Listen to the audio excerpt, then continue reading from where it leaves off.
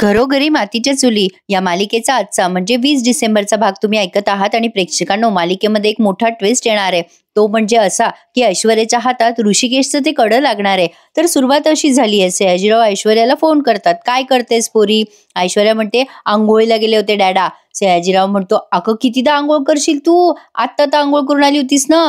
आता ऐश्वर्या म्हणते काय करू, तो चिखल माझ्या केसांमधनं माझ्या साडीवरनं निघालाच नाहीये असं सतत मला वाटत राहतंय. असं वाटतंय इथे राहिला इथे राहिला. डॅडा तुला सांगते मी, मला ना खूप संताप झालाय, खूप चिडचिड होते माझी डॅडा. मला असं वाटतं तो चिखल माझ्या सगळीकडे अजून लागलाय.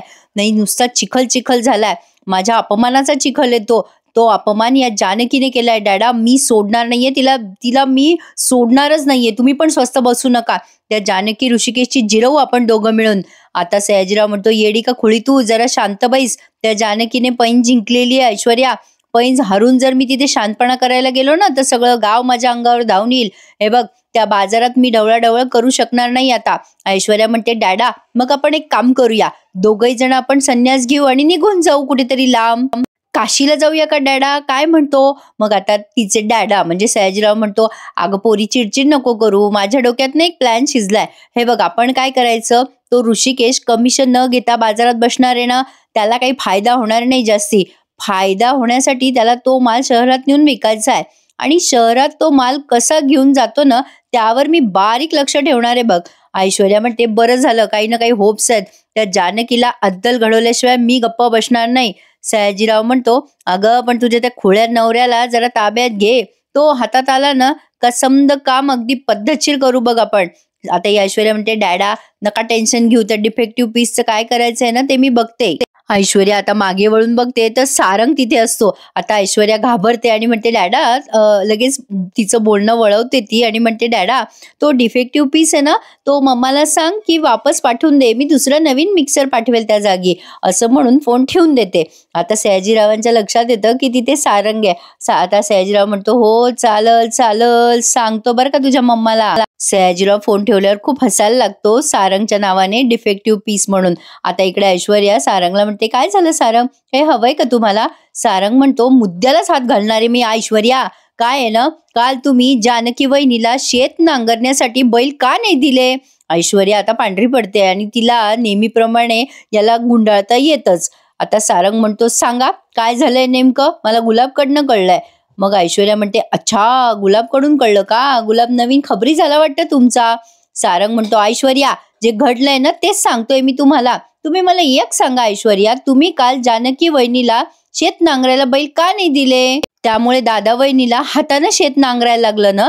अहो दादा वहिनीला किती कष्ट पडले, त्यांचं शेत असून तुम्ही त्यांना नांगरायला दिलं नाही, का केलं तसं? ऐश्वर्या म्हणते नाही नाही, तुम्ही घरातले सगळे मिळून डिक्लेअर करून टाका की त्यांच्या मालकीचं नेमकं काय काय. अहो बैल आपल्या मालकीचे की नाही सारंग, नानांनी ते तुमच्या नावावर केले, जे आपल्या मालकीचे ते तुमच्या नावावर का नकोय तुम्हाला? मला एक गोष्ट कळतच नाही तुमची सारंग, तुम्ही का घेत असता सतत त्यांची बाजू? मग सारंग ओरडून म्हणतो मग तुम्ही सुद्धा सतत माझ्या भावाला का त्रास देता? दादा वहिनी गेलेत ना घराच्या बाहेर निघून गेलेत ना, मग कशासाठी वैर काढताय ऐश्वर्या? ऐश्वर्या म्हणते कारण ते वैऱ्यासारखे वागतात. तुम्हाला कळत कसं नाही हो सारंग? अहो ते कसे वागतात याच्याकडे का कानाडोळा करता तुम्ही? ओवीला त्यांनी इथे मुद्दाम पाठवलं, ऑफिसमध्ये आले, तुमच्या कानाखाली मारली आणि आता तुमचा हा गुलाब खबऱ्या त्याच्याकडून अर्धवट माहिती दिली आणि तुम्हाला सांगितलं सगळं माझ्या विरुद्ध. पण हे सांगितलं का त्यांनी सगळ्यांच्या समोर माझा अपमान केला? त्यांनी कुठे सांगितलं? माझ्या अंगावर चिखल उडवला ना. भांडा तुम्ही माझ्याशीच, वाटेल तसं बोला मलाच. सारंग म्हणतो माझं म्हणणं तर ऐकून घ्या ना ऐश्वर्या तुम्ही. ऐश्वर्या म्हणते तुम्ही पण माझं म्हणणं ऐका ना. ऋषिकेश आणि ती जानकी वहिनी आपल्या घरातून गेले आणि किती त्रास देते आपल्याला, एक संधी सोडत नाहीये ते आपल्याला त्रास द्यायला. तुम्हाला माहितीये का? अहो ते त्यांच्या डोक्यात काय चालू आहे, ते शेतकऱ्यांना आपल्या विरुद्ध भडकवताय. माझे डॅडा आपल्या सोबत खंबीरपणे उभे असतात, मुद्दाम ते माझ्या डॅडाला बदनाम करताय. शेतकऱ्यांचे पैसे ते खातात असं त्यांच्यावर आळ घातलाय तुमच्या ऋषिकेश दादाने. हे सगळं ते बरोबर करताय का सारंग, सांगा बरं तुम्ही. झाला आता सारंग गुंडाळला ऐश्वर्याने नेहमीप्रमाणे. ऐश्वर्या म्हणते तुम्हाला कळत नाही का माझ्या डॅडाचं केवढं नुकसान होणार आहे? सारंग अहो विचार करा हो, ऋषिकेश दादा जे काही करताय ना ते ते त्यांचं बरोबर आहे का? त्याच्यामुळे जर आपली कंपनी बंद पडली तर? सारंगला आलं टेन्शन. आता सारंग म्हणतो, माझा ऋषिकेश दादा असं वागल? नाही नाही, मला नाही वाटत असं. स्वतःच्याच कंपनीत तो का जाईल विरोधात? ऐश्वर्या म्हणते, म्हणजे मी तुम्हाला एवढी जीव तोडून सांगते, तुमच्या भल्याचं सांगते, जाऊ द्या, मी कशाला तुम्हाला सांगते, मी काय करते, मी ही फसवणूकच बंद करते, शेवटी मी या घरात राहतच नाही, जाऊ द्या मला. आता नेहमीप्रमाणे आगदावनेपणा करून ही बाई लगेच निघायला लागते. लगेच सारंग लगेच पगळून म्हणतो, अहो नाही नाही ऐश्वर्या, असं नका करू आणि आता इथून जाण्याबद्दल बोलायचं नाही. ऐश्वर्या, मला पटतंय तुमचं सगळं म्हणणं. ऐश्वर्या म्हणते, मग माझं एक ऐकाल का? सारंग म्हणतो, हो बोला ना, काय ऐकायचंय? आता ऐश्वर्या पुढे काही बोलणार तेवढ्यात सुमित्राबाई समोर आल्यात आणि सुमित्राबाई हातामध्ये डब्बा घेऊन आलेल्या असतात. त्यामुळे सारंगला आणि ऐश्वर्याला जरा नवलच वाटतं. आता लगेच सारंगचं लक्ष जातं. सारंग म्हणतो, आई अगं कुठे निघालीस तू? सुमित्राबाई म्हणतात, अरे मी मंदिरात चालले सारंग. सारंग आता त्यांच्या जवळ येतो आणि म्हणतो, आई अगं इतके दुपारी का मंदिरात चालली आहेस तू? मंदिरात तर तू सकाळी जातेस ना? ऐश्वर्या पण म्हणते, हो आई, तुम्ही मंदिरात का चाललायत? तुम्ही तर सकाळीच जाता ना मंदिरामध्ये. आणि आता सारंग म्हणतो, पण आई तुझ्या हातात जो डब्बा आहे त्यात काय आहे? नाही, इतका छान सुगंध आला ना म्हणून तुला विचारतोय मी, काय आहे या डब्यामध्ये? सुमित्राबाई म्हणतात, यामध्ये शिरा आहे. सारंग म्हणतो, शिरा? शिरा घेऊन कशाला चाललीस मग देवळामध्ये? सुमित्राबाईंना आलंय टेन्शन, पण आता त्या देतात काहीतरी चाट ठोकून. त्या म्हणतात, मी नानांसाठी कबूल केलं होतं की शिरा आणेल म्हणून नैवेद्यासाठी, म्हणून मग देवीला नैवेद्य दाखवायला शिरा घेऊन चालले आहे. सारंग म्हणतो, बरं बरं जा घेऊन, मी सोडू का तुला गाडीने मंदिरात? आता सुमित्राबाई म्हणतात, छे छे, गाडीने कशाला, मी जाते ना चालत. सारंग म्हणतो, अगाई बाहेर ऊन आहे, मी सोडतो ना तुला. सुमित्राबाई म्हणतात, अरे नको रे बाबा, मी जाईन, तुला ऑफिसला जायला उशीर होईल ना. असं बोलून या लगेच कल्टी मारतात प्रेक्षकांना, म्हणजे पटपट चालले जातात. ऐश्वर्याला आणि या सारंगला डाऊट यायच्या आत भारी मजा आली प्रेक्षकांना. भारीच दाखवलाय आजचा भाग त्यांनी. आवडला असेल तर एखादा लाईक करून टाका की, आणि चॅनलही सबस्क्राईब करा, म्हणजे माझा रिव्ह्यू तुमच्यापर्यंत पोहोचायला मला मदत मिळते. प्रेक्षकांनो, तुम्ही चॅनल सबस्क्राईब केले की तुमच्या मोबाईलवर माझा रिव्ह्यू लगेच झळकतो. तर ओवी आता शाळेतून निघालेली असते आणि आता त्या ओवीच्या मैत्रिणीचे बाबा म्हणतात, ओवी अगं तुला घ्यायला अजून कोणी आलं नाही? ओवी म्हणते, काका माझी आई किंवा बाबा येतीलच, मी थोड्या वेळ इथे वाट बघते, किंवा गुलाब काका येतील. ते काका म्हणतात, अगं थांबू का बेटा मी तोपर्यंत? आता ओवी म्हणते, नको काका, मी वाट बघते तिथे. असं म्हणून ती तिथे झाडाजवळ बसली आहे शाळेच्याच प्रांगणामध्ये. आता जानकी गुलाबला कॉल लावते, तेव्हा गुलाब म्हणतो, अहो जानकी ताई, मी नाही जाणार आहे शाळेमध्ये ओवीला आणायला, मला जरा काम आहे. जानकी गुलाबचं जरा अर्धवटच ऐकते आणि लगेच फोन ठेवते आणि पळते जानकी त्या ओवीला आणायला. एकच वाक्य ऐकून जानकी एकदम घाबरून जाते आणि विचार करते, बापरे, ओवी वाट बघत बसली असेल, वेळही निघून गेली, अरे देवा. असं म्हणून आता जानकी अशी पळतच सुटते. असं आपलं पण होतं नाही का, आपल्याला वेळ झाला की आपण खूप टेन्शन मध्ये येतो, बाई पोरं वाट बघत असतील का म्हणून लगेच पळतो. पण आता बघा प्रेक्षकांनो, ओवीची आजी तिथे पोहोचली आहे. ओवी वाटच बघत असते गुलाबची, तेव्हा तिला अचानक तिची आजी दिसते. आल्या सुमित्राबाई चौकशी करतात ओवी बद्दल आणि ओवी त्यांना एकदम समोर दिसते. आता किती खुश झाल्यात बघा त्या, आणि ओवी सुद्धा आजी म्हणून गळ्यात पडली आहे. खूप दिवसानंतर आजी नातीची भेट झाली आहे. आता ओवी म्हणते, तू कशी आहेस बेटा? आता ओवी म्हणते, मी बरी आहे. सुमित्राबाई खूप वेळ ओवीला अशा पक्क धरून बसतात, मिठी मारतात आणि पप्पी घेतात. ओवी सुमित्राबाईंना म्हणते, आजी तू मला हॉस्पिटलमध्ये भेटायला का नाही आली? सुमित्राबाई तिला मिठी मारते, पण त्या आधी म्हणतात की, अरे बेटा मी आले होते तुला भेटायला, पण आता त्यांना आठवतं ऋषिकेशने त्यांना रागवलं होतं तेव्हा भेटू दिलं नव्हतं, पण त्या ओवी जवळ कशी गाराणे करणार? आता ओवी म्हणते, आजी नको ग रडूस, असं होतं कधीतरी, मी सुद्धा तुला भेटायला आले होते. आणि आता ओवीला पण ऐश्वर्याने हकलून दिलं ते तिला आठवतं. आणि आता या सुमित्राबाईंना जे कळायचे ते कळलंय. त्या ओवीच्या चेहऱ्यावरून हात फिरवतात, तिचे डोळे पुसतात आणि म्हणतात, जाऊ दे ग बेटा, होतं असं कधी कधी, पण आपण भेटलोय की नाही दोघी जणी, नको बेटा त्या कटू आठवणी. तुला माहितीये का, मी तुझ्यासाठी छान तुझ्या आवडीचा खाऊ आणलाय, चल आपण इथे बसूयात. आता या सुमित्राताईंनी तिला तिथे खुर्चीवर बसवलंय आणि तिला तो शिरा भरवलाय. अतिशय अप्रतिम आणि सुंदर सुरेख असा प्रसंग यांनी दाखवलाय या आजी नातीचा. आता इकडे ही जानकी पळत सुटली आहे. हा सीन तर त्यांनी एवढा रंगवला आहे की विचारू नका. आता जानकी अशी पळत पळत पोहोचते शाळेजवळ आणि तिला आल्या आल्या तिथे सुमित्राबाई दिसतात आणि त्या दोघी आजी नात्यांना बघून जानकी पण खूप भावुक होते. सुमित्राबाई अगदी प्रेमाने एक एक घास भरवत आहे ओवीला. आता ओवी म्हणते, आजी तू मनुका टाकल्यात का यात? आजी म्हणतात, "नाही ग बाई पिल्लू, तुला आवडत नाही ना मनुका, मग नाही टाकले यात." ओवी प्रेमाने तो शिरा खात असते. किती दिवसांनी ओवीला शिरा खायला मिळालाय. ओवीला एकेका अन्नाची किंमत आता कळली आहे प्रेक्षकांनो. जेव्हा मिळत नाही ना तेव्हा बरोबर डोळे उघडतो देव. तसं झालं बिचाऱ्या ओवीचं. आता ओवी तो शिरा आधी खूप वेळ तिच्या म्हणजे तोंडात चाकते आणि असं त्याचा स्वाद घेते आणि म्हणते, "आजी इतका सुंदर झालाय शिरा. खूप दिवसांनी खाते मी तुझ्या हातचा शिरा." "अगं आजी मी तुला खूप मिस केलं." मग सुमित्राबाई म्हणतात, "लबाड, मला केलंस मिस का शिऱ्याला केलंस?" मग ओवी म्हणते, "अगं आजी दोघांना ग." आणि आता दोघीही आजी नाती खूप गप्पा मारतात. अगदी साचलेल्या गप्पा आहेत बऱ्याच दिवसांच्या. आता खूप वेळ त्यांनी तो सीन रंगवलाय म्युझिकवर आणि जानकी या दोघींना बघत खूप खुश होते असं त्यांनी दाखवलंय. सुमित्राबाई तिला घास भरवतात, तिच्या चेहऱ्यावरनं हात फिरवतात, पुन्हा एकदा तिला मिठीत घेतात. त्यांना असं वाटतंय की हा क्षण थांबूच नाही. कसं असतं ना प्रेक्षकांनो, एखाद्या मूर्ख माणसाच्या गैरसमजुतीमुळे आपण आपल्या बाकीच्या नात्यांवर परिणाम करतो. जे आपल्याला जीव लावतात त्यांनाच आपण दूर लोटतो विनाकारण, आणि कारण नसताना हे इगो आड येतात. हो, असं होतं कधी कधी. आता जानकी ते बघून खुश होते आणि विचार करते, "अरे आई इथे आल्यात म्हणून गुलाबदादा आले नाही वाटतं." आता जानकीला ते प्रसंग स्वतःच्या डोळ्यामध्ये साठवून घ्यावेसे वाटतात. खूप वेळ जानकी दाखवली आहे, सुमित्राताई दाखवल्या आहेत, ओवीचं त्यांचं जवळ घेणं दाखवलंय. आज न यातच त्यांनी अर्धा एपिसोड रंगवलाय, पण छान वाटलंय ते बघायला. आता इकडे हा ऋषिकेश पोहोचला ना गुलाबकडे आणि गुलाबला तो विचारतो, म्हणजे तो मार्केटमध्ये गेलेला असतो ऋषिकेश आणि अचानक त्याला गुलाब तिथे दिसतो. त्यामुळे ऋषिकेश त्याच्यावर संतापूनच बोलतो, "अरे गुलाब, अरे तू इथे काय करतोय? तुला ओवीला आणायला सांगितलं होतं ना जानकीने." गुलाब गडबडून जातो आणि म्हणतो, मी मी ते इथे जरा सामान घ्यायला आलो होतो."